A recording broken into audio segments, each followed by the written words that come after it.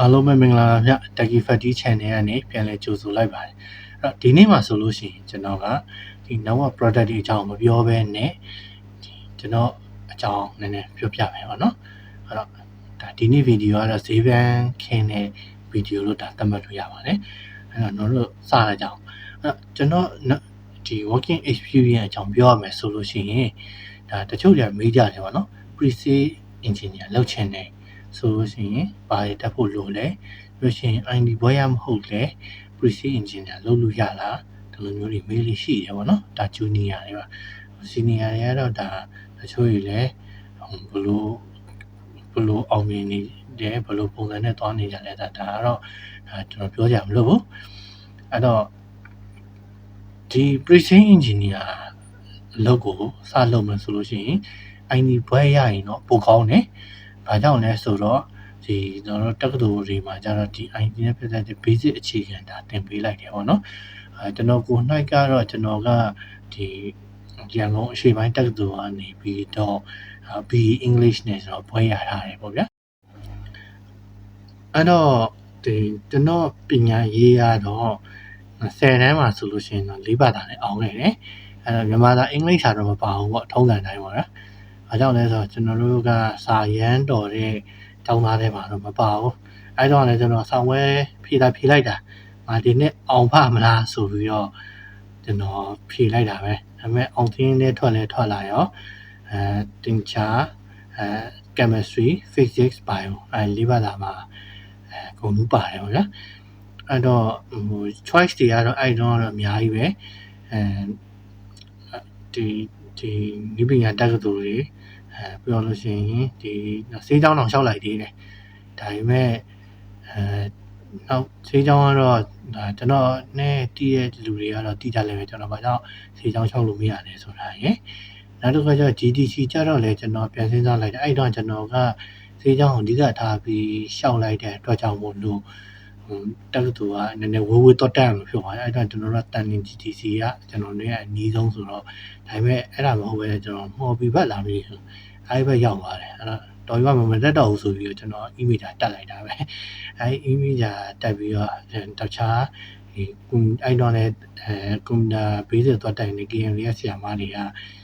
ဒီ IDCS ဆိုပါလို့ရှိတယ်ဒါနိုင်ငံခြားဘွဲရမှာကွန်ပျူတာဘွဲရမှာဆိုပြီးပြောတော့ဘွဲနှစ်ခုပြိုင်တက်မယ်ပေါ့နော်ဒီ Twitter တို့ SpaceX တို့ကဒီ Elon Musk ကိုအားကြရဘွဲနှစ်ခုအပြိုင်ယူမယ်တွေပါကျွန်တော်လုပ်ပြီးတော့တက်လိုက်တာပဲအဲ့တော့ဒါကတော့တော့ပညာရေးဒါအထက်တန်းပညာရေးပါအဲ့ဒီမှာကျွန်တော်က Bachelor in IT ကိုကျွန်တော်ဆက်မတက်ဖြစ်လိုက်ဘူး။ဘာကြောင့်လဲဆိုတော့ကျွန်တော်အဲ့ဒီအချိန်မှာတစ်ဖက်မှာအလုပ်နေတယ်ပေါ့နော်။အဲ့ကျွန်တော် freelance တွေကွန်ပျူတာတွေလိုက်ပြင်တာမျိုးတွေပြီးတော့ရှိရင်ဒီအဲ့တော့အရင်ခက်စားရတော့ဖုန်းတွေပါနေပြင်တာမျိုးတွေဒါကျွန်တော်လုပ်ခဲ့တယ်ပေါ့။အဲ့ကျွန်တော်အချိန်ကုန်နေဆိုပြီးတော့ကျွန်တော်ရဲ့ဘဝအမှားတဲ့တစ်ခုပေါ့ဗျာ။အခုချိန်တော့ပြန်လည်းမတက်တော့ပါဘူးအဲ့တော့ဒီကျွန်တော် bachelor ဘွဲကိုအင်္ဂလိပ်စာနဲ့တော့ဘွဲကြားတယ်တပြိုင်နက်တည်းမှာလည်းဒီဘက်မှာလည်းဒီ KMD တို့ဘာလို့မှကျွန်တော်ဒါအကြောင်းတက်ခဲ့တဲ့အတွက်ကြောင့်မို့လို့ဒီ ID နဲ့ပတ်သက်ပြီးတော့အဲ့မှာစပြီးတော့တီလာရတယ်ပေါ့နော်။ဘာကြောင့်လဲဆိုတော့ကျွန်တော်ကကြတော့ ID background လာတာမဟုတ်ကျွန်တော်တို့ကကြတော့ ID background မဟုတ်တဲ့တခြားနယ်ပယ်တစ်ခုကနေလာကြတာပေါ့အဲ့တော့ကျွန်တော်နဲ့ဆက်ချင်းတက်တဲ့ချိန်တော့အခက်အခဲတွေအများကြီးဖြစ်တယ်ကွန်ပျူတာဆိုတာမျိုးကကျွန်တော်မိုက်power ဖွင့်ပြီးတော့ game ဆော့တယ်ဒါ internet cafe တွေမှာ game ဆော့ရုံဒီ G.3 ရုံဒါကျွန်တော်တို့ကလည်းဒါ G.kit ကိုမိလိုက်တယ်ပေါ့နော်3ရုံလောက်ပဲလုပ်ခဲ့ဘူးလားဆိုတော့what ဒီ AJ တွေဆိုဘယ်လိုလုပ်လဲကျွန်တော်မသိဘူး10ရန်ပြီးတဲ့အချိန်မှာတော့ကျွန်တော် basic ကွန်ပျူတာတော့တက်လိုက်ပြီးတော့เนาะဟိုကနေချန်ပီယံတီးတယ်ဒီဘက် KN မှာတက်တယ်အဲ့ကနေပြီးတော့ကျွန်တော် network engineer လိုင်းသွားမယ်ဆိုတော့KN ကနေပြီးတော့ networking basic တော့တက်တယ်ပြီးတော့ရှင်အခုလက်ရှိ online မှာနာမည်ကြီးနေတဲ့IMCS college ပေါ့နော်ကျွန်တော်အရင်ကတော့ IMCS မြန်မာဆိုပြီးတော့ဒီနောက်ဒီတင်တန်းကျောင်းမှာ Microsoft server တွေပြီးတော့လို့ရှိရင်ဒီ Cisco နဲ့ပတ်သက်တဲ့packet tracer configuration တွေဒါမျိုးတွေကျွန်တော်တင်လာတယ်အဲ့မှာပို့ပြီးတော့ကျွန်တော်မြင်လာတယ်ဟုတ်မြင်လာပြီးတော့ကျွန်တော်ရဲ့ပထမဦးဆုံးဒီမြန်မာနိုင်ငံအလုပ်ကတော့2016ခုနှစ်မှာကျွန်တော် MIT မှာစပြီးတော့အလုပ်လုပ်တယ်အဲ့မှာတော့ကျွန်တော်ကဒီnetwork purely network တော့မဟုတ်ခဲ့ဘူးကျွန်တော်ကဘာလို့မျိုးလဲဆိုရင် sales engineer ပေါ့နော်ဟိုမှာကျွန်တော်တို့ကဒီfingerprint solution တွေဒီ band တွေမှာအခုလက်ရှိ ATM card လေးတွေမှာဆိုရင်ဖုန်းကြွစာလုံးတွေနောက် data သွင်းတဲ့ set တွေ embosser လို့ခေါ်တဲ့အဲ့ဒီ device တွေကို maintenance လုပ်တယ်ပြင်ပေးတယ်network configure ချပေးတာမျိုးအလားတွေပြင်အောင် customer တွေကျွန်တော်တို့ကရောင်းနေပါညာဟုတ်နော်အဲကြောင့်လဲဆိုကျွန်တော် communication ကောင်းတော့ကျွန်တော် boss ကနေပြီးတော့ sales နဲ့လုပ်ကြည့်ပါလားဆိုပြီးပြောတော့ကျွန်တော်လုပ်ခဲ့တယ်အဲ့မှာစပြီးကျွန်တော် sales နဲ့ပတ်သက်ပြီး experience ရတယ်ပေါ့နော်ပြီးလဲပြီးတော့ကျွန်တော်ဒီ telecom company တခုမှာဝင်လုပ်တယ်company မှာဝင်လုပ်နေတဲ့အချိန်2လလောက်မှာပဲကျွန်တော် data center project တခုမှာကျွန်တော် accident ဖြစ်ပြီးတော့လက်ကျိုးရတယ်ပေါ့နော်အဲ့တော့အဲ့ဒီအချိန်မှာကျွန်တော် network ဒီ engineer ပိုင်းလုံးမလုံးနိုင်တော့တဲ့အတွက်ကြောင့်မို့လို့ကျွန်တော်ကနေပြီးတော့sales ဘက်ကိုကျွန်တော်ပြောင်းလိုက်တယ်ပေါ့နော်sales executive senior sales executive ဆိုပြီးတော့ဘာကြောင့်လဲဆိုတော့ကျွန်တော်အလုပ်ရလွယ်သွားလဲဆိုတော့ကျွန်တော်အရင် sales engineer ဆိုပြီးတော့ pre-sales မချ sales မချ engineer မချဒီ3ခုကြားထဲမှာကျင်လည်ခဲ့တစ်နှစ်ခွဲ2နှစ်လောက်ကျင်လည်ခဲ့တဲ့အတွက်ကြောင့်မို့လို့ကျွန်တော်အခုလက်ကျိုးပြီးတော့နားပြီးတော့ပြန်ပြီးတော့ ID လောက်ကလည်းပြန်လာတဲ့အချိန်ဒါ sales နဲ့ဝင်လုပ်တယ်ပေါ့နော်ဒီမြန်မာရှိရဲ့ SI တစ်ခုမှာပဲပြီးတော့လို့ရှိရင်တော့ကျွန်တော်ဒီ SI ကိုလုပ်လဲပြီးတော့ကျွန်တော် distributor ဘက်တည်းရောက်သွားတယ်ပေါ့နော်မြန်မာနိုင်ငံမှာဒါအရင်တော့နာမည်ကြီးပဲနိုင်ငံခြား distributor ပေါ့တည်တဲ့လူတွေတည်မယ်ကျွန်တော်နဲ့အရင်ကြီးရဲ့လူတွေဆိုတော့ကျွန်တော်ဘယ် distributor လဲဆိုတာသူတို့တည်လိမ့်မယ်ပေါ့နော် Microsoft တွေပါတယ်ရောင်းဘူးတယ်အဲ့တော့အဲ့မှာကျတော့ကျွန်တော်လုံးဝ pre-sale ပြန်ဖြစ်သွားပြီpre-sale ဘိုင်းမှာကျွန်တော်ဘာဘိုင်းကြလဲဆို Aruba network ဘိုင်းကြတယ်ပေါ့နော် Aruba ဆိုတော့ Cisco တို့ဘာလို့လိုမျိုးပဲ product ဘိုင်းတစ်ခုလုပ်တယ်အဲ့တော့အဲ့မှာကျွန်တော်သိလာတာကကျွန်တော်တို့ဒီက network တစ်ခုလည်းတွားလို့မရတော့ဘဲနဲ့ communication skill ရလည်းပိုအရေးကြီးလာတယ်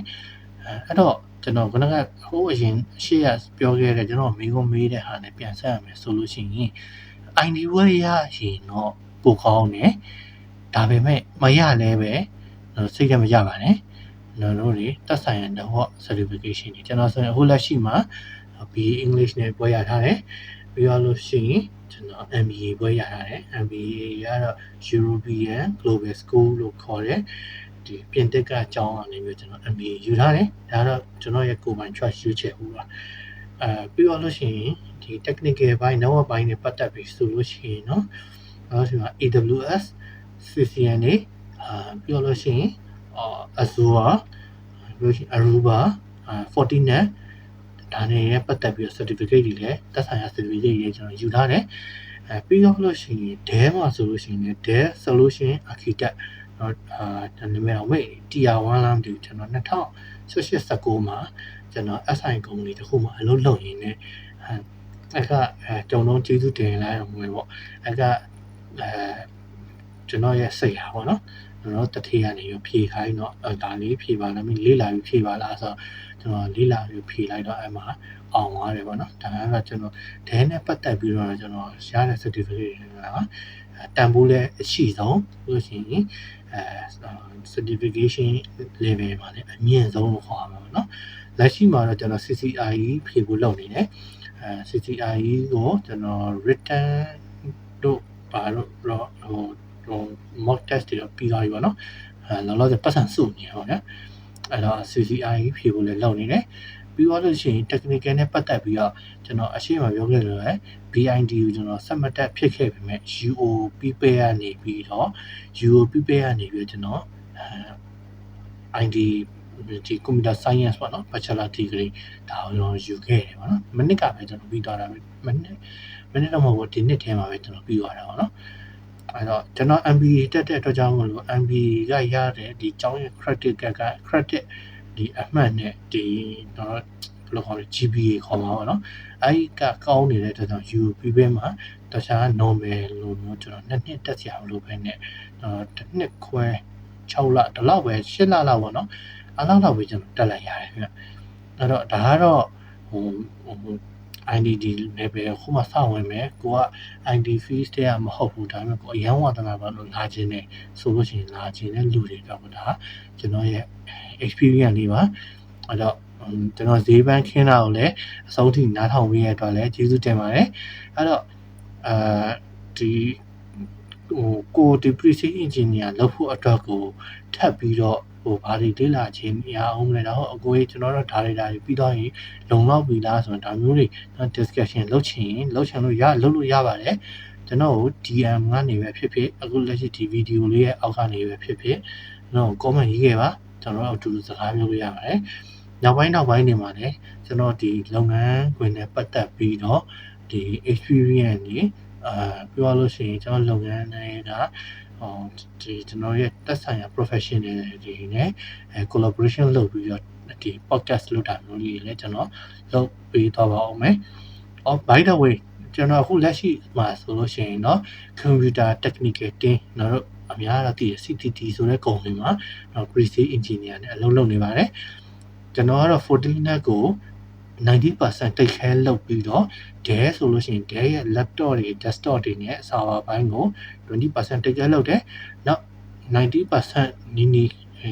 technical အကုန်လုံး overhaul take care လုပ်တာတော့ကျွန်တော် Bitdefender ကိုလုပ်တယ်။အဲ့တော့ Bitdefender နဲ့ပတ်သက်တဲ့ video လေးကိုလည်းကျွန်တော်နောက်ပိုင်းမှာတင်ပေးသွားပါမယ်။အဲ့တော့ဒီ video လေးကတော့ဒီလောက်ပါပဲ။7 minutes စာလောက်ကိုကျွန်တော်အဆုံးထိနားထောင်ပြီးတော့ကြည့်ပြီးတဲ့ကျွန်တော်ရဲ့follower တွေကျွန်တော်ရဲ့ပရိသတ်တွေကိုလည်းကျေးဇူးတင်ပါတယ်အဲ့တော့IT နည်းပညာနဲ့လုပ်ငန်းခွင်ဆိုင်ရာဗဟုသုတတွေကိုမြန်မာလူရိုးရှင်းပြောရနားထောင်ခြင်းနဲ့ဆိုလို့ရှိရင်ကျွန်တော်ရဲ့ Techie Fatty Channel လေးကို like follow နဲ့ subscribe လုပ်ထားကြဖို့မမေ့ကြပါနဲ့အားလုံးကျေးဇူးတင်ပါတယ်ကျွန်တော်အောင်ပါ